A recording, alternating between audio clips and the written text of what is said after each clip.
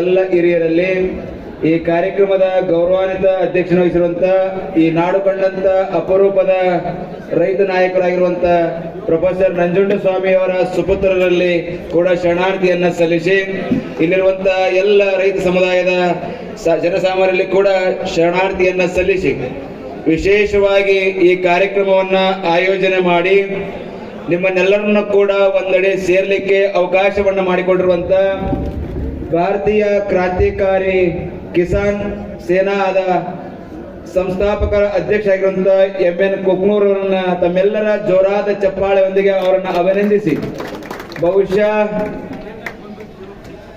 Late ಆಗಿ ಬಂದಂತ ನಮ್ಮ ಸೋಬಾನ್ ದೇವಪ್ಪನವರಿಗೆ ಕೂಡ ಒಂದು ಚಪ್ಪಾಳೆಯನ್ನ ತಟ್ಟುವ ಮುಖಾಂತರ, ಯಾಕಂದ್ರೆ ಇವತ್ತು ನಾವೆಲ್ಲ ಜಾತಿಯ ವ್ಯವಸ್ಥೆಯಲ್ಲಿ ಸಂಘಟನೆ ಆಗ್ಲಿಕ್ಕೆ ಬಹಳಷ್ಟು ಉತ್ಸುಕತೆಯನ್ನು ತೋರ್ತಾ ಇದ್ದೇವೆ. ಯಾವ ಮನುಷ್ಯ ಜಾತಿ ವ್ಯವಸ್ಥೆಯನ್ನ ಪೋಷಣೆ ಮಾಡ್ತಾನೆ, ಯಾವ ಮನುಷ್ಯ ಜಾತಿಯ ಸಂಘಟನೆ ಮುಂದೂಣಿ ಇರ್ತಾನೆ, ಅವನು ಮನುಷ್ಯನೇ ಅಲ್ಲ ಅನ್ನೋದು ನಾವೆಲ್ಲ ಅರ್ಥ ಮಾಡ್ಕೊಳ್ಬೇಕಾಗಿದೆ. ಬಹುಶಃ ಈ ನಾಡಿನೊಳಗ ಹಲವಾರು ಸಂಘಟನೆ ನಾವೆಲ್ಲ ಕಾಣ್ತೇವೆ, ಆದ್ರೆ ರೈತರಲ್ಲಿ ಜಾತಿಯನ್ನ ಕಾಣ್ಲಿಕ್ಕೆ ಸಾಧ್ಯ ಇಲ್ಲ. ಪ್ರತಿಯೊಬ್ಬ ಕೂಡ ಎಲ್ಲಾ ಜಾತಿಯಲ್ಲಿ ರೈತರನ್ನ ನೋಡಬಹುದು ನಾವು.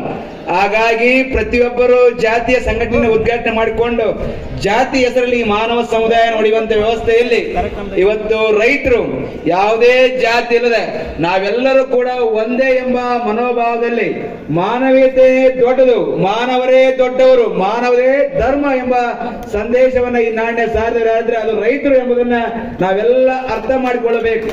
ಯಾಕೆ ಈ ಮಾತು ಅಂದ್ರೆ ಇವತ್ತು ಹಲವಾರು ಸಂಘಟನೆಗಳು ಈ ನಾಡಿನಲ್ಲಿ ನೋಡ್ತಾ ಇದ್ದೇವೆ. ನಾವೆಲ್ಲ ಒಂದು ಸಂಘಟನೆ ಹೊಡಿತೆ ಅಂದ್ರೆ ತದ್ವಿರುದ್ಧವಾದ ಒಂದು ಸಂಘಟನೆ ನಾವೆಲ್ಲ ನೋಡ್ತೇವೆ. ಆದ್ರೆ ರೈತರು ಈ ನಾಡಿನೊಳಗೆ 21 ರಾಜ್ಯ ಸಂಘಟನೆ ಇವತ್ತು ನಾವು ರಾಜ್ಯದಲ್ಲಿ ನೋಡ್ಲಿಕ್ಕೆ ಸಾಧ್ಯ ಅದ. ಆದ್ರೆ 21 ರಾಜ್ಯ ಸಂಘಟನೆ ಉದ್ದೇಶ ಒಂದೇ, ಅದು ರೈತರ ಕಲ್ಯಾಣ. ಅಲ್ಲಿ ಯಾರ ಕಲ್ಯಾಣ ಇಲ್ಲ, ಅದು ರೈತರ ಕಲ್ಯಾಣ ಆಗ್ಬೇಕೆಂಬುದೇ ಆ ರೈತರ ಉದ್ದೇಶ ಇರೋದ್ರಿಂದ ಇವತ್ತು ಎಂ.ಎನ್. ಕುಕ್ನೂರ್ ಯಾದಿಯಾಗಿ 21 ರಾಜ್ಯ ಘಟಕಗಳ ಅಧ್ಯಕ್ಷರು ಕೂಡ ಒಂದು ಉದ್ದೇಶದ, ಅವ್ರ ಉದ್ದೇಶ ಏನಂದ್ರ ರೈತರ ಉದ್ಧಾರ ಆಗ್ಬೇಕು, ಮಾನವನ ಕಲ್ಯಾಣ ಆಗ್ಬೇಕೆಂಬ ಉದ್ದೇಶ ಏನದ, ಆ ಉದ್ದೇಶದ ಸಾಕಾರವನ್ನ ತಾವೆಲ್ಲ ಮಾಡಬೇಕು. ಕುಕ್ನೂರ್ ತಾಲೂಕು ಯಾವಲುಗ ತಾಲೂಕ್ ಒಳಗ ಜಿಂಕಿ ಅವಳಿ ಬಹಳ ಆಗೈತಿ. ಒಬ್ಬ ರೈತ ಏನಾದ್ರೂ ಬೆಳೆದ್ರ ಆ ಜಿಂಕಿ ಅದರಿಂದ ಎಲ್ಲವನ್ನು ನಾಶ ಮಾಡೋದ್ ಕೆಲಸ ಬರ್ತೈತಿ. ಇದೇ ಕುಕ್ನೂರ್ ಪಟ್ಟಣದ 2 ಕಿಲೋಮೀಟರ್ ಒಳಗ ಚಿರತೆ ಅವಳಿ ಅದ. ಬಹುಶಃ ಅದನ್ನ ನಾವೆಲ್ಲ ಅರ್ಥ ಮಾಡಿಕೊಳ್ಬೇಕು. ಈ ಭಾಗದ ರಾಜಕಾರಣಿಗಳು ಇವತ್ತು ಒಬ್ಬ ರೈತ ಸತ್ರ ಈ ದೇಶಕ್ಕೆ ನಷ್ಟ ಅದ, ಒಬ್ಬ ರಾಜಕಾರಣ ಸತ್ರ ಈ ದೇಶಕ್ಕೆ ನಷ್ಟ ಏನಿಲ್ಲ. ಅದಕ್ಕಾಗಿ ಒಬ್ಬ ರೈತರಿಗೆ ಅನ್ಯಾಯ ಆದಾಗ ನಾವೆಲ್ಲರೂ ಎದ್ದು ನಿಂತ್ಕೊಳ್ಳುವಂತ ಕೆಲಸವನ್ನು ನಾವೆಲ್ಲ ಮಾಡ್ಬೇಕಾಗಿದೆ.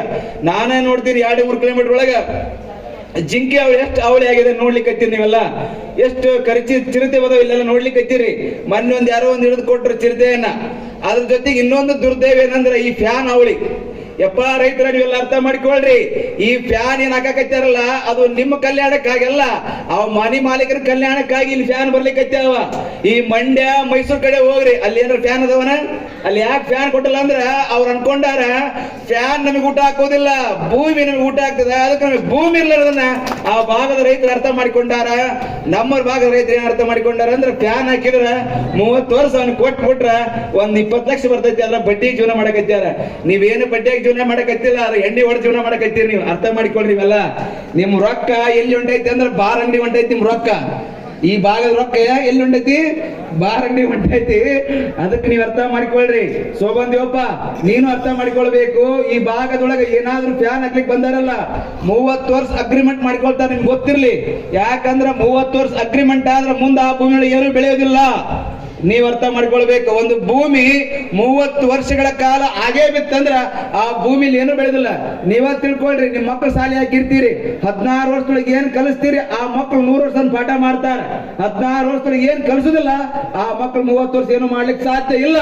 ಆ ನಿಟ್ಟಿನೊಳಗ ನೀವು 30 ವರ್ಷ ಆ ಭೂಮಿಯನ್ನೊಬ್ಬ ಫ್ಯಾನ್ ಹಾಕೋ ಮಾಲೀಕ ಕೊಟ್ರ ಅವ್ ಫ್ಯಾನ್ ಹಾಕೊಂಡು ಶ್ರೀಮಂತ ಆಗಿ ಹೊಂಟಾನ. ನೀವೇನಾಗಿರಿ ಅಂದ್ರೆ ಕೇವಲ ಬಡವರಾಗಿ ಉಳ್ಲಿಕ್ಕೆ ಸಾಧ್ಯ ಅದ.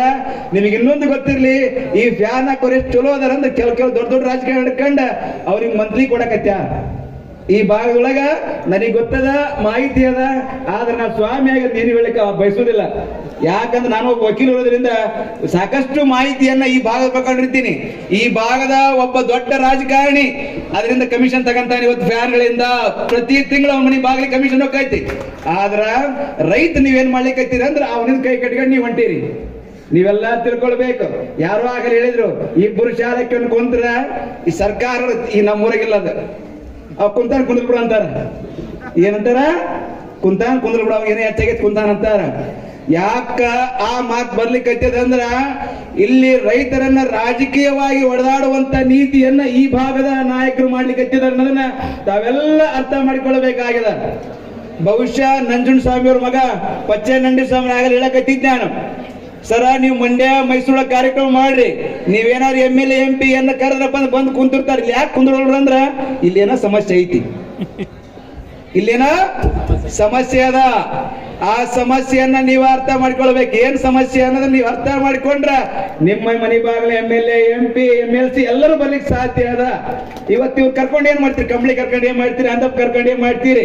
ಆ ಅರವಿಂದ್ ಕೂಡ ಕರ್ಕೊಂಡು ಏನ್ ಮಾಡ್ತೀರಿ? ಅಧಿಕಾರದಲ್ಲಿ ಜನರು ತಗೊಂಡು ಏನು ಮಾಡ್ಲಿಕ್ಕೆ ಸಾಧ್ಯ ಇಲ್ಲ. ಇವತ್ತು ನಮ್ಮ ಜೊತೆ ಯಾರು ಬೇಕಂದ್ರೆ ಅಧಿಕಾರ ಯಾವನ ಕೈಯಾಗ ಐತಿ ಆತ ನಮ್ಮ ಮನೆ ಮುಂದೆ ನಿಂತ್ಕೊಂಡ್ರೆ ನಮ್ಗೆ ಕೆಲಸಗಳು ಆಗ್ತವೆ. ನಾವೆಲ್ಲ ಅರ್ಥ ಮಾಡ್ಕೊಳ್ಬೇಕಾಗಿದೆ. ಸುಮ್ಮನೆ ಅಧಿಕಾರದ ಜೊತೆ ಚಂದ್ಕೊಂಡು ಏನ್ ಮಾಡ್ಲಿಕ್ಕೆ ಸಾಧ್ಯ ಅದ? ಅಧಿಕಾರ ಬೇಕು ಮನುಷ್ಯನಿಗೆ. ಅಧಿಕಾರ ಇದ್ದವ್ರು ಮಾತ್ರ ಏನಾದ್ರೂ ಬದಲಾವಣೆ ಮಾಡ್ಲಿಕ್ಕೆ ಸಾಧ್ಯ ಅದ. ಇವತ್ತು ಬಸವರಾಜ್ ಅಡಿವೆ ಎಂಬ ಹುಡುಗನನ್ನ ಖಾಲಿ ಇದ್ದವ ಊರಾಗ ಪಟ್ಟಣ ಪಂಚಾಯತ್ ಮೆಂಬರ್ ಆಗಿ ಖಾಲಿ ಅಡ್ಡಾಡ್ತಿದ್ದವ ಕೆಲ ಮಂದಿ ಕರ್ಕೊಂಡು. ಇವತ್ತು ಅವನಿಗೆ ಜಿಲ್ಲಾ ಅಧ್ಯಕ್ಷನ ಕೊಟ್ಟಿರಿ, ಅವ್ ಅಧಿಕಾರ ಸಿಕ್ಕೈತಿ ಏನಾರು ಮಾಡ್ಲಿಕ್ಕೆ ಸಾಧ್ಯ ಅದ. ಅಭಿವೃದ್ಧಿಯನ್ನ ಸಾಧಿಸಬೇಕಾದ್ರೆ ನಮಗೆ ಅಧಿಕಾರದ ಅವಶ್ಯ ಅದ. ಆ ಅಧಿಕಾರಿಗಳನ್ನ, ಅಧಿಕಾರ ಪಡುವಂತ ಜನರನ್ನ ನಮ್ಮ ಜೊತೆ ಇಟ್ಕೊಂಡು ನಾವು ಅವ್ರ ಜೊತೆ ನಮಗೇನು ಬೇಕಾದ ಸವಲತ್ತನ್ನು ಪಡ್ಕೊಳ್ಬೇಕು. ಇವತ್ತಿದೇ ಕೃಷಿ ಉತ್ಪನ್ನ ಮಾರುಕಟ್ಟೆ ಬಗ್ಗೆ ನಾವು ಮಾತಾಡ್ಕತ ಕುಂತ್ರೆ ಅದು ಇಲ್ಲಿ ಬೆಂಕಿ ಎತ್ತೈತಿ, ಅದ್ರ ಬಗ್ಗೆ ಮಾತಾಡೋ ಅವಶ್ಯಕತೆ ಇಲ್ಲ. ಇವತ್ತು ಅದೇ ಕೃಷಿ ಉತ್ಪನ್ನ ಮಾರುಕಟ್ಟೆ ಈ ಭಾಗದೊಳಗೆ ಆಗ್ಬೇಕಾದ್ರ ಇದೇ ಮುಂಡರಿಗೆ ಅನ್ನದಾನೇಶ್ವರ ಮಠ 10 ಎಕರೆ ಜಾಗವನ್ನು ಕೊಟ್ಟದನ್ನ ತಾವೆಲ್ಲ ಸ್ಮರಿಸ್ಬೇಕು. ಈ ಭಾಗದೊಳಗೆ ಜನ ನಾವು 10 ಸಾವಿರ ಮನೆ ಕೊಟ್ಟಿವಿ. ಅವತ್ತಿನ ಶಾಸಕರು, ಅವತ್ತಿನ ಸಚಿವರು ಒಂದು ಮಾತನ್ನ ಕೊಟ್ಟಿದ್ರು, ಬುದ್ಧಿ ಈ ಭಾಗಕ್ಕ ಅನ್ನದಾನೇಶ್ವರ ಕೃಷಿ ಉತ್ಪನ್ನ ಮಾರುಕಟ್ಟೆ ಹೆಸರು ಇಡ್ತೀವಿ ಅಂತ ಕೊಟ್ಟಿದ್ರು. ಬಹುಶಃ ನಾವು ನಮ್ಮ ಆವಿಗೆ ಸವೆ ಕಟ್ಟಾವು 20 ವರ್ಷ ಅಡ್ಡಾಡಿ ಆವಿಗೆ ಸವದಾವು. ನಮ್ಮ ಮೈ ಮ್ಯಾಗ ಕಾವಿ ಬಟ್ಟಿ ಬೆಳಗಾಗೈತಿ, ಆದ್ರೆ ಅದು ಚಾಲನೆ ಆಗ್ಲಿಕ್ಕೆ ಸಾಧ್ಯ ಇಲ್ಲ.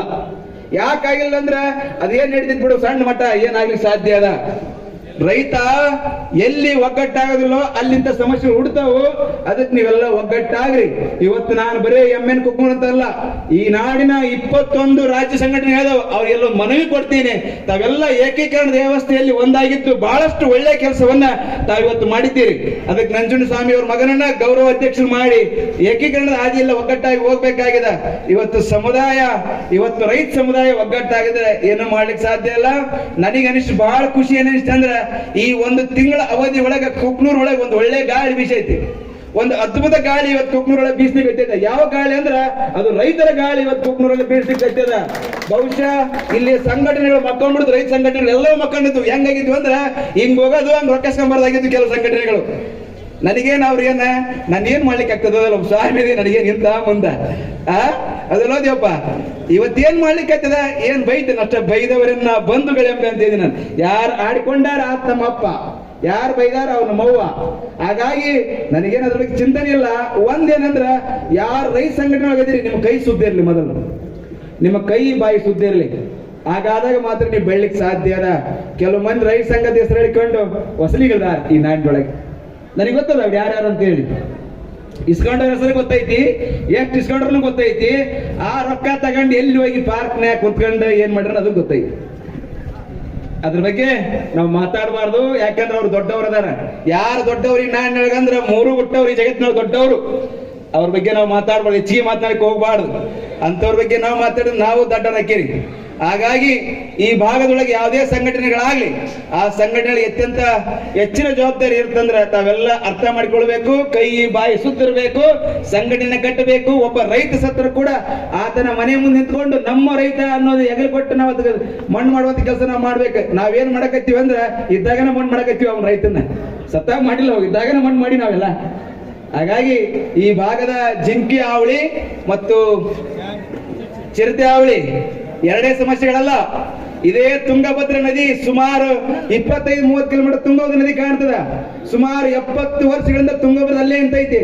ಆದ್ರೆ ತುಂಗಭದ್ರಾ ಕುಕ್ನೂರು ಬರ್ಲಿಕ್ಕೆ ಸಾಧ್ಯ ಆಗ್ಲಿಲ್ಲ. ತಾವು ಅರ್ಥ ಮಾಡ್ಕೊಳ್ಬೇಕು. ಈ ಭಾಗದ ಕೃಷ್ಣಾ ಬಿ ಸ್ಕೀಮ್ ಯಶಸ್ವಿ ಆಗ್ಬೇಕು. ಈ ಭಾಗದ ಜನ ನೀರಾವರಿಯಲ್ಲಿ ಮುಳುಗಬೇಕು. ನಾವ್ ಅನ್ಕೊಂಡಿವಿ ಇಷ್ಟು ವರ್ಷ ಮಾತಾಡಿವಿ, ಕೆಲವು ಕೆರೆಗಳು ತುಂಬ್ಲಿಕ್ಕತ್ಯಾವ. ಇವತ್ತು ನನಗೆ ಅನಿಸಿದ ಕುಕ್ನೂರ್ ಭಾಗದೊಳಗೆ ಒಂದು ದೊಡ್ಡ ಕೆರೆ ನಿರ್ಮಾಣ ಆತಂದ್ರ ನನ್ನ ಭಾಗದ ಜನ ನೀರಾವರಿಯನ್ನು ನೋಡ್ತಾರ. ನಿಮಗೆ ಗೊತ್ತಿರ್ಲಿ, ಇಲ್ಲೇ ಮಂಡ್ಲಿಗೆ ಹೋಗೋ ದಾರಿ ಒಳಗೆ ಒಂದು ರೂಪತುಂಗ ಕೆರೆ ಬರ್ತದ, ಅದು ಮುಚ್ಚಿ ಹೋತು, ಅದ್ರ ಬಗ್ಗೆ ಯಾರು ಮಾತಾಡ್ತಾ ಇಲ್ಲ. ಇಲ್ಲೇ ಒಂದು 3-4 ಕಿಲೋಮೀಟರ್ ಬೆಣಕಲ್ ಕೆರೆ ಬರ್ತದ, ಅದು ಮುಚ್ಚೋಗೈತಿ, ಅದ್ರ ಬಗ್ಗೆ ಯಾರು ಮಾತಾಡ್ತಾ ಇಲ್ಲ. ಯಾಕೆ ಮಾತಾಡ್ತಾ ಇಲ್ಲ ಅಂದ್ರೆ ಯಾರು ಮಾತಾಡಲ್ಲ, ಅವ್ರು ಏನೋ ಮಾಡ್ಯಾರ ಗದ್ದ ಅಂತ ಅರ್ಥ ಮಾಡ್ಬೇಕು. ನಾವು ಈ ನಾಡಿನ ಸಮಸ್ಯೆಗಳ ಬಗ್ಗೆ ಯಾರು ಮಾತಾಡಲ್ಲ, ತಿಳ್ಕೊಳ್ಬೇಕು ಏನೋ ಗದ್ದ ಮಾಡ್ಯಾರಪ್ಪ ಅವರು ಅಂತ ಹೇಳಿ. ಒಂದ್ ಸಣ್ಣ ಸಮಯ ಹೇಳಿ ಮುಗಿಸ್ತೀನಿ. ಒಂದು ಊರೊಳಗ